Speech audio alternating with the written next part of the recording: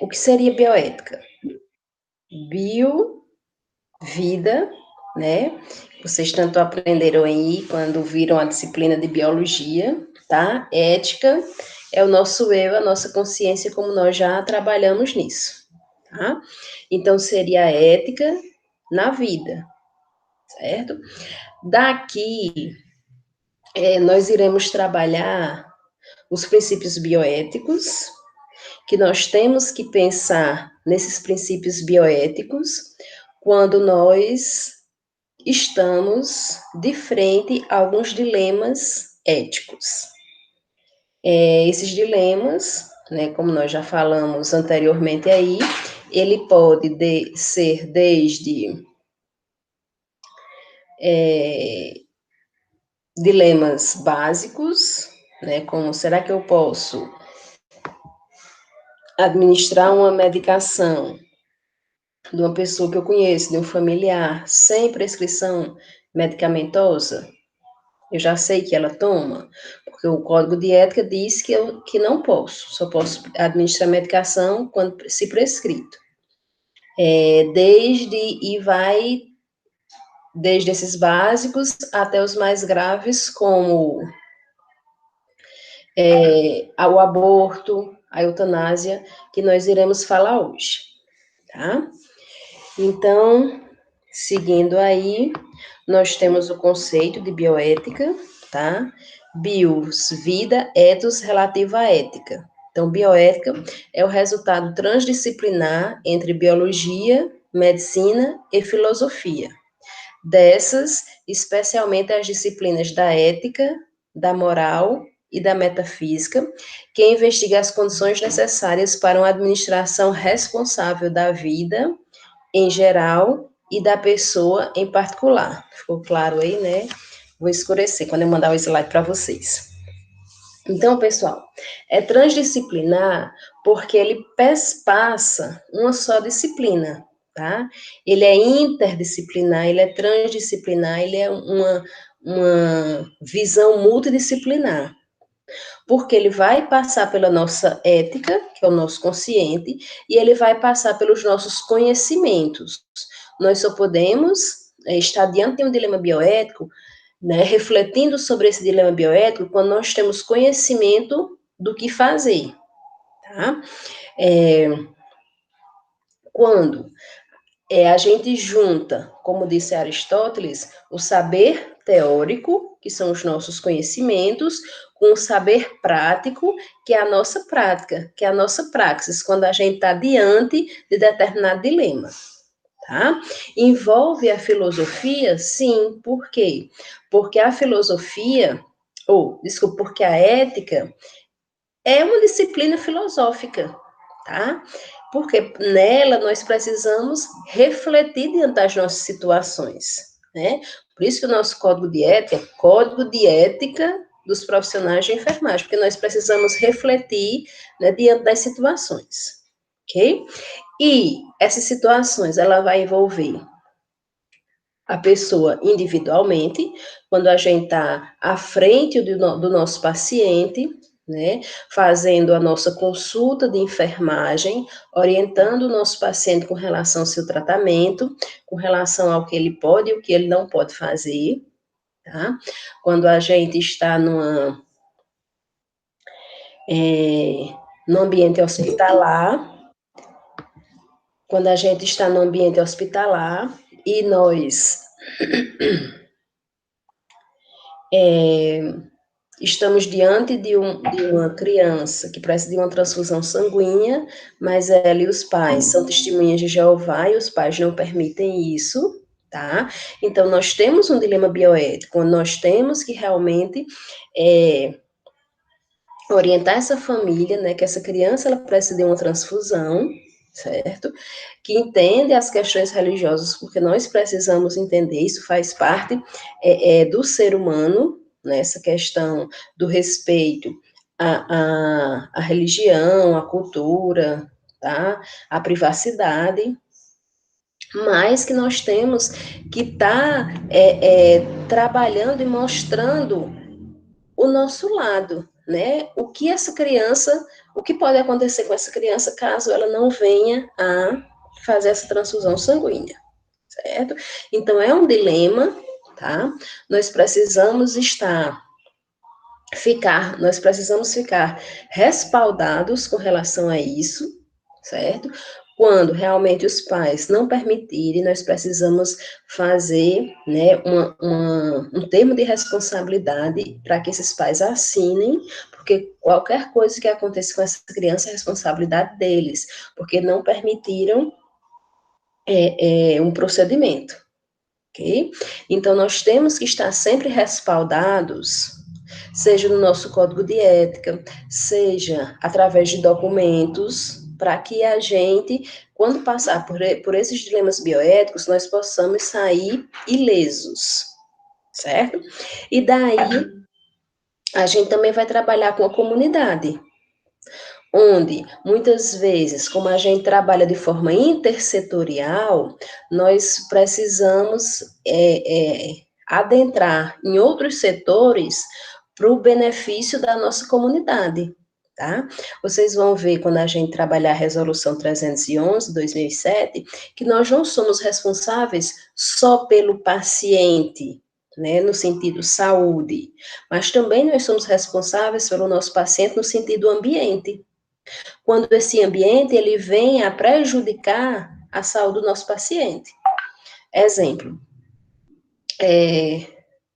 lá na nossa comunidade, o carro de lixo que passava todos os dias, agora faz 15 dias que não passa, tá? Então, o lixo está sendo acumulado nas calçadas, né? Nas ruas aí, em alguma coleta, trazendo o quê? Doenças, que a gente sabe que o lixo ele vai trazer o quê? Ratos, baratas, né, outros insetos, que vêm a, muitas vezes, contaminar o nosso paciente, trazendo doenças, tá? Então, nós temos que intervir aí nessa questão ambiental, né, para que o nosso paciente tenha um ambiente saudável, certo? Então, nós temos que contactar a pessoa responsável pela coleta de lixo, para que venha pegar esse lixo, o que está acontecendo e tudo mais, para que a gente possa orientar a nossa população. E daí a bioética, ela passa por questões onde não existe consenso moral, como a fertilização in vitro, tá? O aborto, a clonagem, a eutanásia e os transgênicos, bem como a responsabilidade moral de cientistas em suas pesquisas e suas aplicações, tá? Por que não existe um consenso moral? Porque nós temos as pessoas que são a favor e as pessoas que são contra. E nós temos que respeitar a opinião de cada um, né? Porque nós vivemos numa democracia, tá? Então, como nós vimos, a ética ela pode ser construída e reconstruída incessantemente. O que é que isso quer dizer? Que muitas vezes eu tenho uma opinião, né, contrária hoje, mas daqui a algum tempo, dependendo da situação em que eu esteja, né, se for um parente meu, tá? Se for comigo, eu posso estar sendo a favor, tá? Então, a ética, ela é filosófica, ela é refletida justamente para isso, para que a gente pense muitas vezes, veja com outros olhos, tá? E essas questões bioéticas, né, como essa que está aqui nos slides, que são mais conhecidas, mais questionadas, tá? Tem pessoas que são contra e tem pessoas que são a favor, tá? Por isso que não há um consenso moral, porque a gente sabe que moral é o quê? O coletivo. Então, não existe um consenso de todos para uma opinião só, ok? E daí, pessoal, nós temos 4 princípios que a gente trabalha aí a bioética, tá? Nós temos a beneficência, que é fazer o bem ao nosso paciente, a não maleficência, que é não fazer o mal ao nosso paciente. Aí vocês podem imaginar, mas se a gente está fazendo bem, nós não estamos fazendo mal. Concordo, tá? Só que às vezes nós temos que pensar, diante das nossas ações, que a gente às vezes vai tá pensando em fazer o bem, mas fez o mal.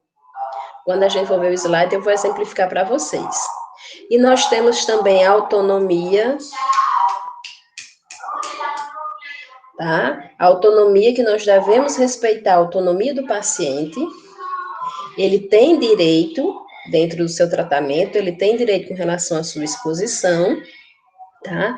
Nós precisamos respeitar a autonomia dos nossos colegas profissionais, que cada um tem autonomia dentro das suas atividades profissionais, e nós vamos trabalhar o princípio bioético da justiça, que vem a coincidir aí com a questão da equidade dentro dos princípios do SUS.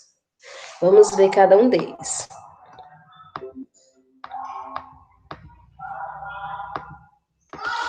Então, nós temos aqui, né, a beneficência. O princípio da beneficência é o que estabelece que devemos fazer o bem aos outros, independente de desejá-lo ou não. É importante distinguir entre três conceitos. Beneficência é fazer o bem. Benevolência é desejar o bem. E benemerência é merecer o bem, tá? Então, pessoal, quando a gente entra na questão da beneficência, a gente trabalha, além da beneficência, com a benevolência e a benemerência. Em que sentido? Muitas vezes, algumas vezes, né, possa ser que aconteça que nós temos um problema pessoal com uma vizinha, digamos. Aí eu estou lá no meu plantão, no Hospital X, e essa vizinha chega, tá? Independente de eu ter benevolência com ela, de eu achar que ela precisa da minha benemerência, que ela merece o bem, que eu desejo o bem para ela, eu tenho que trabalhar a minha beneficência, que é fazer o bem, tá? Então, eu estou lá no meu ambiente de trabalho, e eu tenho que ter a imparcialidade, que é o princípio ético, tá? Os meus problemas, né, com ela ficaram lá fora, tá? Lá eu sou a enfermeira que vai prestar uma boa assistência a esta paciente que veio buscar essa assistência, certo? Então a beneficência, ela sempre tem que estar junto com a benevolência e sempre tem que estar junto com a benemerência, porque dentro da política nacional de humanização, tá? Nós precisamos fazer o bem para com o outro, da mesma maneira que nós gostaríamos que fizesse com a gente, tá? Então, eu tenho que tratar os meus pacientes bem, para que, né, do mesmo jeito que eu gostaria de ser bem tratada, certo?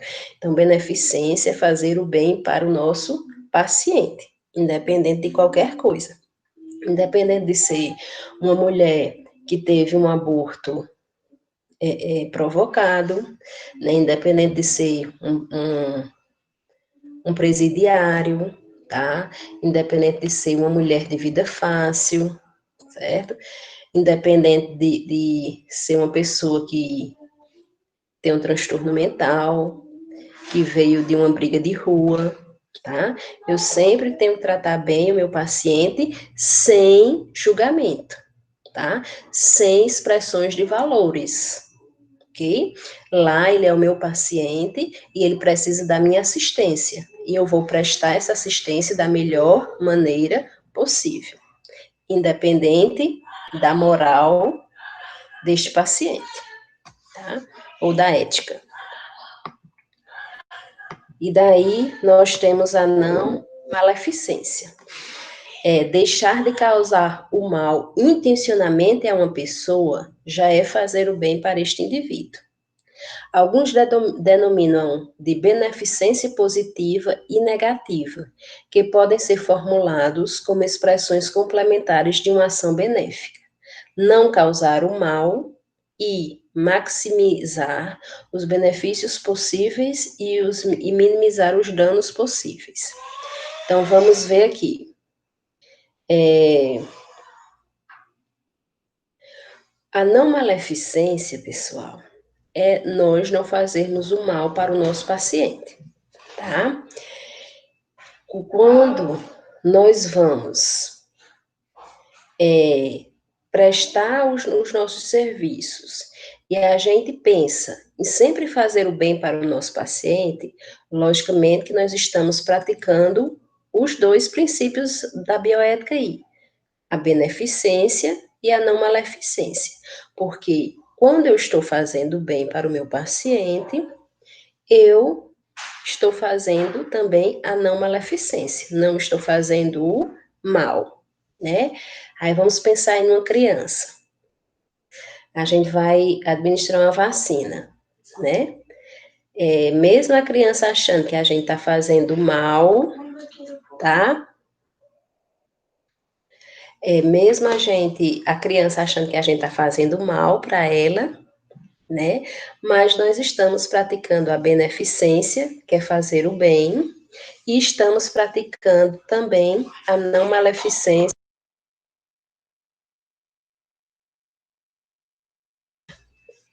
Nós estamos também praticando a não maleficência, né? Que a partir do momento que essa criança, ela toma a vacina, né?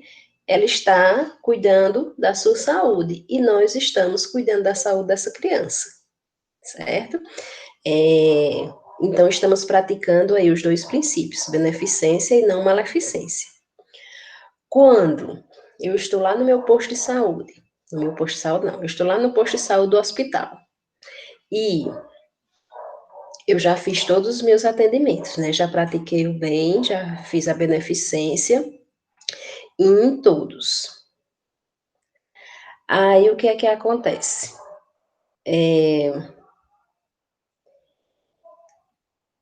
Chega um familiar de algum dos pacientes e diz assim: o soro de seu João acabou. Aí eu, como enfermeira, digo, vou já, tá? E seu João é um paciente muito nervoso, tá? O fato dele ver o retorno sanguíneo lá no acesso, tá? Faz com que ele fique mais nervoso ainda, ok? E daí, eu fiz a beneficência e, sem querer, eu fui contra o princípio da não maleficência. Eu fiz o mal a seu João. Por quê? Porque, sem querer, né, seu João ficou mais nervoso ainda, porque quando eu disse que esperasse, eu demorei, e ele viu o retorno sanguíneo. E daí ele ficou mais nervoso, mais agitado, né, achando que estava com a doença e tudo mais. Ok?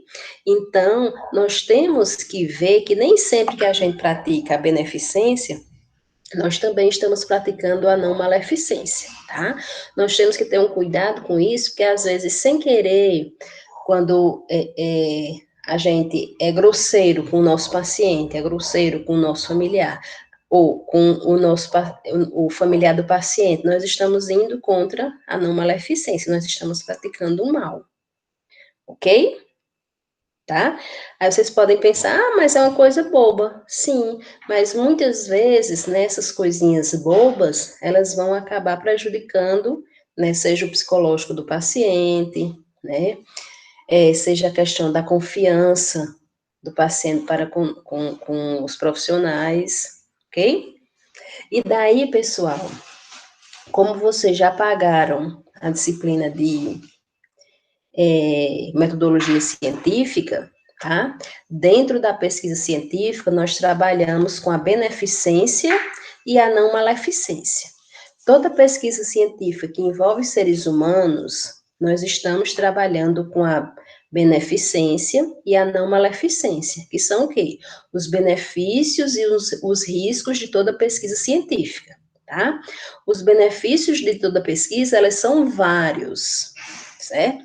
Por quê? Porque o maior benefício da pesquisa científica é que ela é de cunho social. Ela deve servir para a sociedade, tá?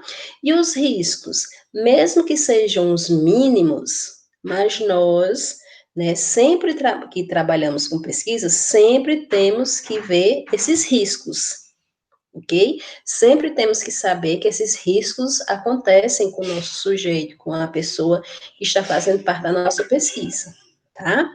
Então, como base, nós precisamos, pelo menos, estar indicando esse paciente para um serviço da psicologia do município, ok? Mas toda pesquisa, ela traz riscos e traz muitos benefícios, certo? Então, toda pesquisa, ela vai trabalhar com a beneficência e a não maleficência. Tudo bem com relação a isso? E daí nós vamos para a autonomia. A autonomia, pessoal, nós temos que trabalhar aqui duas vertentes: a autonomia do paciente e a autonomia do profissional. A autonomia do paciente, nós temos que entender que o paciente, ele é autônomo, ele manda nele mesmo, tá? Então, a partir do momento que o paciente ele não aceita um tratamento, é a autonomia dele. A partir do momento que o paciente não quer mais estar internado no hospital, que é uma alta, mesmo que a equipe recomende que essa alta não é permitida, é a autonomia dele, ok? O que é que nós, como profissionais, fazemos? Criamos o termo de responsabilidade e pedimos para o paciente assinar. O paciente não quer o procedimento, assina o termo de responsabilidade. O paciente quer uma alta hospitalar sem a equipe permitir, assina o termo de responsabilidade, tá? Lembrem-se que nós, profissionais, temos que estar sempre respaldados e documentados. Documento é a nossa segurança, tá? Então, não posso, apenas o paciente não quer o procedimento, eu oriento, o paciente não quer e pronto. Não, tá? Não quer, pois assine o termo de responsabilidade. Porque caso venha acontecer algo com esse paciente, tá? Devido a não ter feito este procedimento, então o que é que acontece?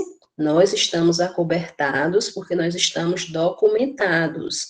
Ele assinou o termo de responsabilidade que não permitia o procedimento X. Tudo bem? Outra coisa que o paciente tem autonomia é com relação ao seu prontuário, tá?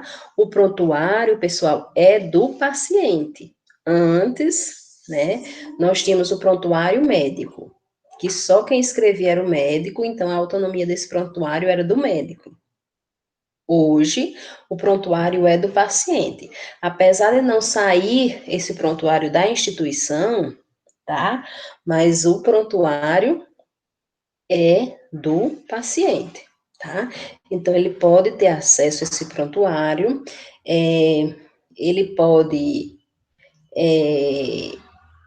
impedir que um familiar, né, tenha acesso ao seu prontuário, ok? Em questões de aposentadoria, ele pode ter acesso a uma cópia do prontuário, certo?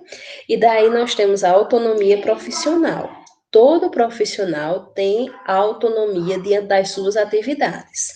Nós, enfermeiros, dentro da consulta de enfermagem, nós temos autonomia diante das nossas orientações, porque somos nós e os nossos pacientes envolvendo as nossas atividades. Nós temos autonomia, dentro do nosso ambiente de trabalho, de realizar atividades que são nossas, tá? Daí nós não precisamos estar realizando atividade de outro profissional, porque nós não temos autonomia de realizar atividade de outro profissional, certo? Só quem realiza nossas atividades somos nós. E como a gente está trabalhando um paciente e nós somos uma equipe, tá? Nós não precisamos estar seguindo ordens de nenhum outro profissional. Nós trabalhamos em equipe, ok?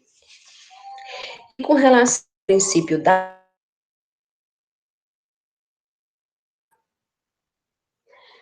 que a justiça, pessoal, ela vem, né, ela é entendida como uma distribuição justa, equitativa e apropriada na sociedade, de acordo com as normas que estruturam os termos de cooperação social. Então, veja, a justiça ela vai trabalhar com cada pessoa uma parte igual. A justiça a cada pessoa de acordo com a sua necessidade, a cada pessoa de acordo com o seu esforço individual, a cada pessoa de acordo com sua contribuição à sociedade e a cada pessoa de acordo com o seu mérito, tá? Então veja que essa justiça dentro da bioética ela vem a casar com a equidade dentro do princípio do SUS, certo? Que a ética, os nossos serviços, a assistência, ela está lá para todos os pacientes que buscam essa assistência, tá? Então, se eu estou doente e eu busco uma assistência, eu vou ter essa assistência, certo? Aí a questão, né?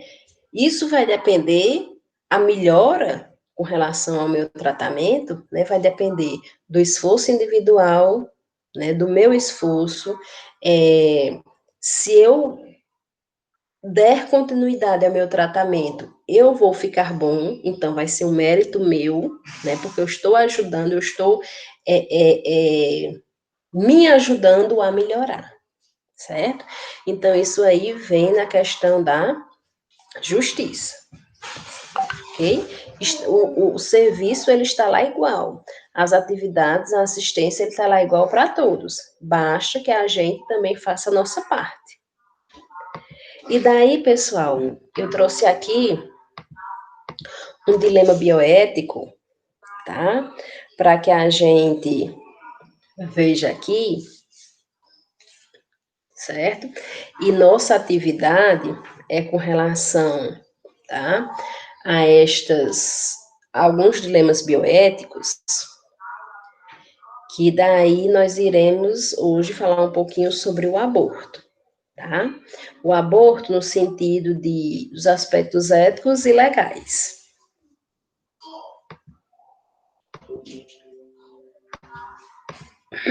Então, segundo a OMS, o aborto é classificado como a morte embrionária ou fetal, seja ela induzida ou espontânea, antes de completar 20 semanas ou com peso fetal inferior a 500 quilogramas, tá?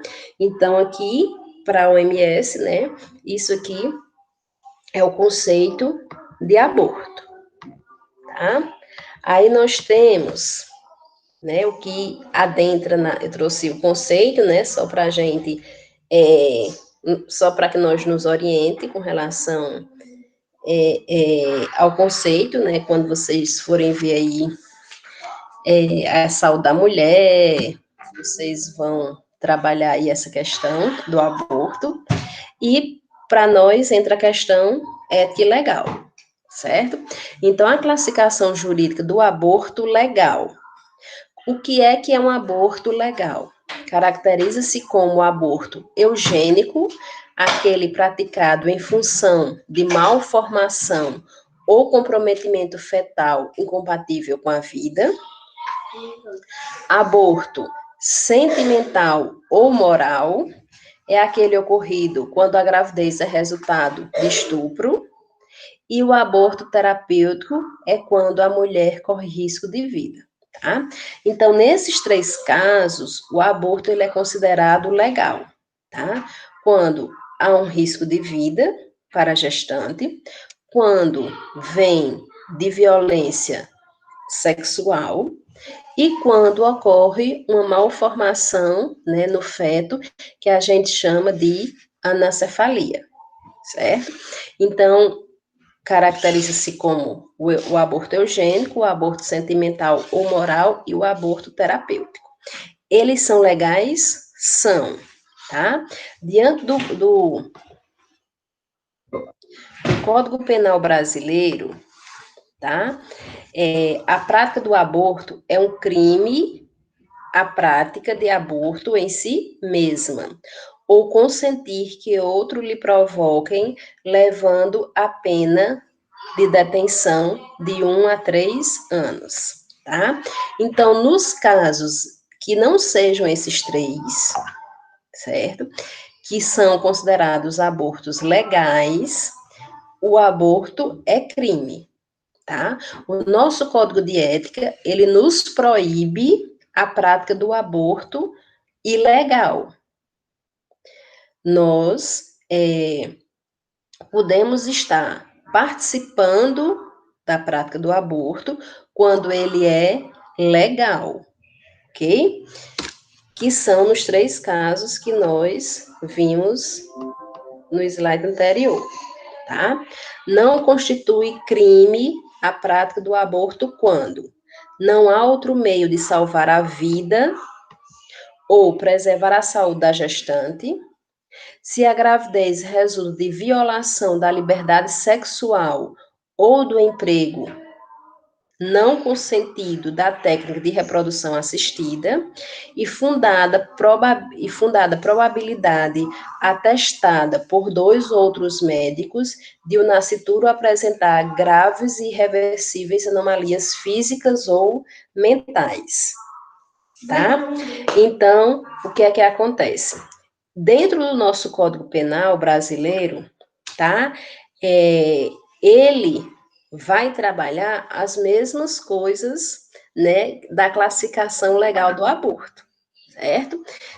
Quando ele diz que não constitui crime para preservar a vida da gestante, tá?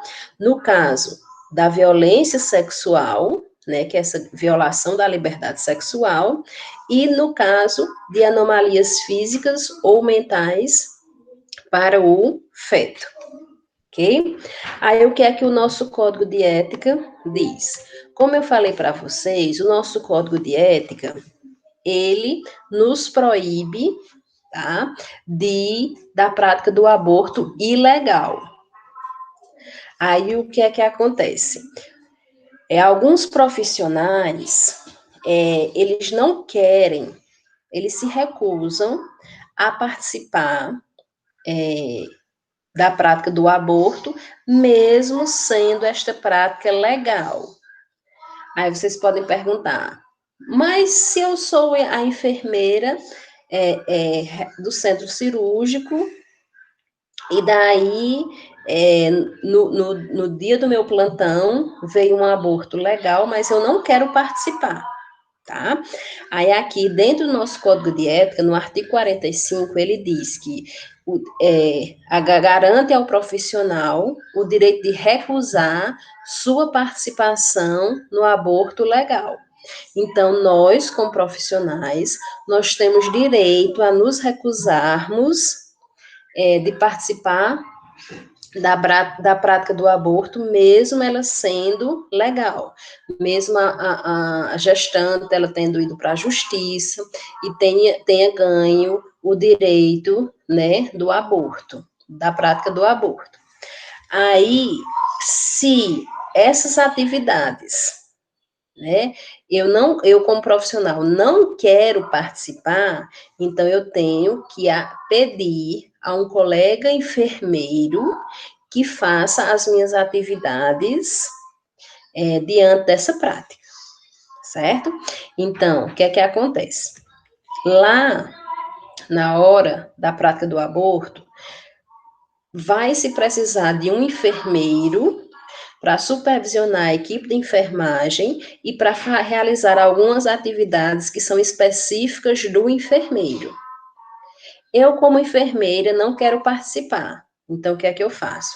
Eu peço a outro colega enfermeiro para assumir o meu lugar. Tem que ser enfermeiro? Tem. Por quê? Porque tem atividades que só podem realizar o enfermeiro. Então, minhas atividades que são do enfermeiro, eu só posso passar para outro enfermeiro.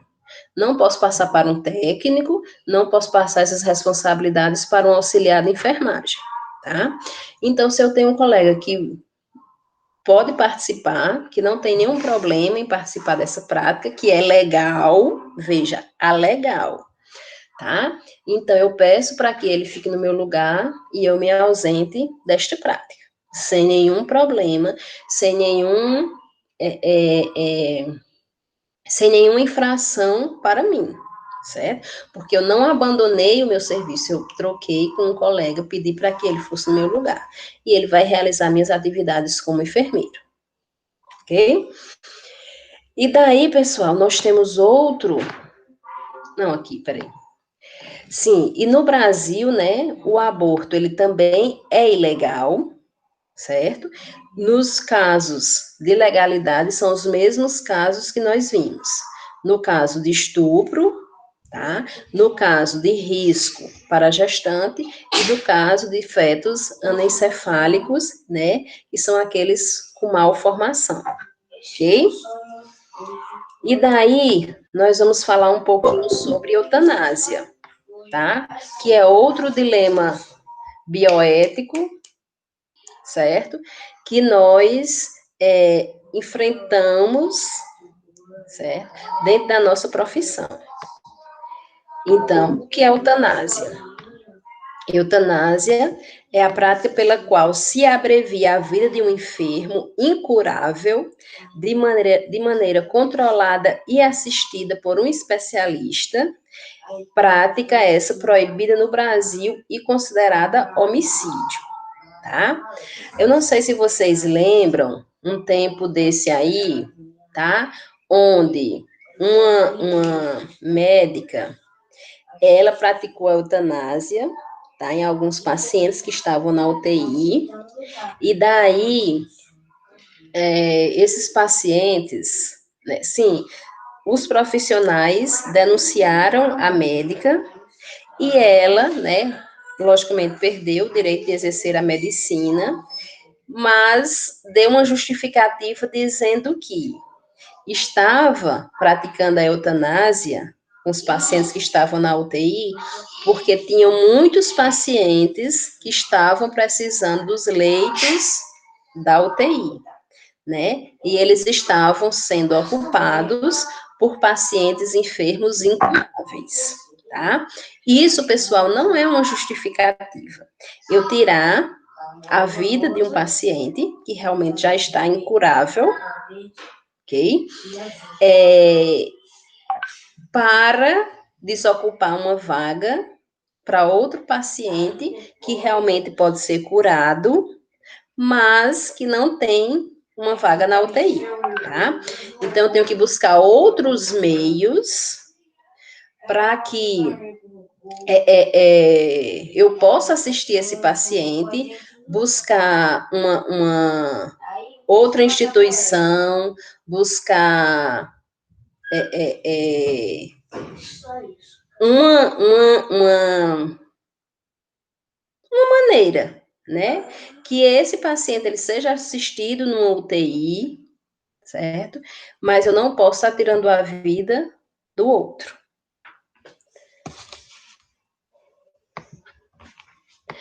Aí nós temos alguns argumentos a favor da eutanásia, tá?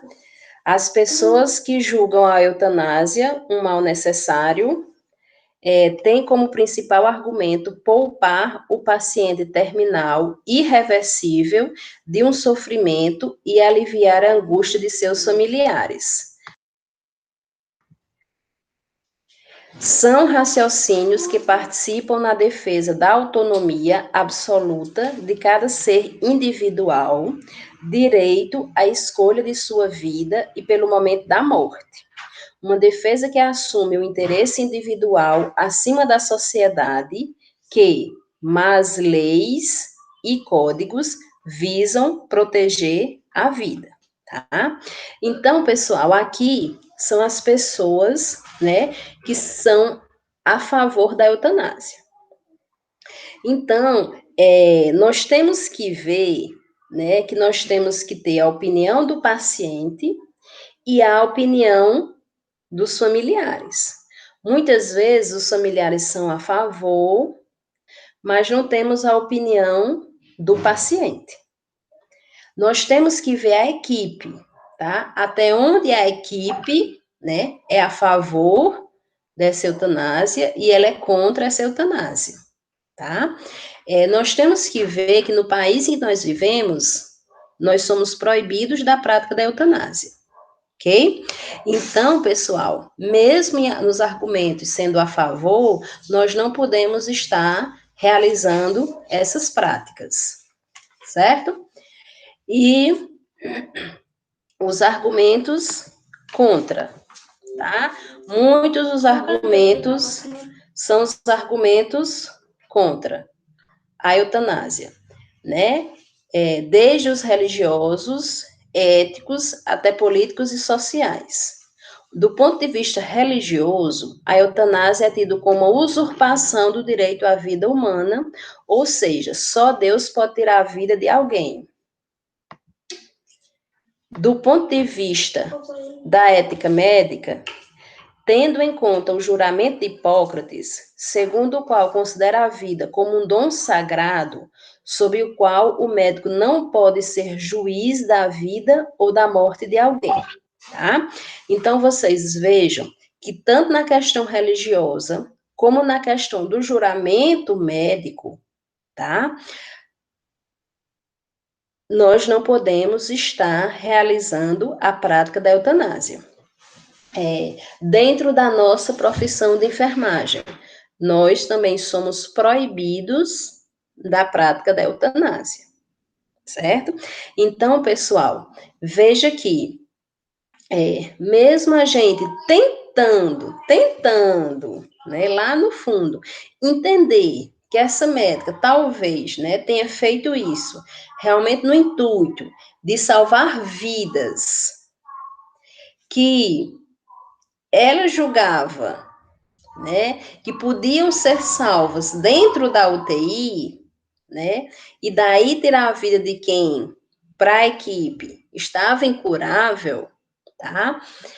Isso não vem muitas vezes a, né, ser a justificativa plausível, tá certo? Então, dentro da religião, a religião é contra a eutanásia. Dentro do nosso código de ética, nós também não podemos praticar a eutanásia. No Brasil, a prática da eutanásia, ela é proibida, tá? E daí, nós temos esses dois dilemas bioéticos que nós trabalhamos, tá? Na aula que eu vou mandar para vocês, nós iremos trabalhar outros princípios bioéticos, nós iremos falar nos aspectos éticos e legais de outros princípios bioéticos, tá certo? E quando eu mandar a videoaula para vocês, que corresponde à nossa aula extra, eu vou mandar nossa atividade. Tudo bem, pessoal? Alguma dúvida com relação ao que trabalhamos hoje?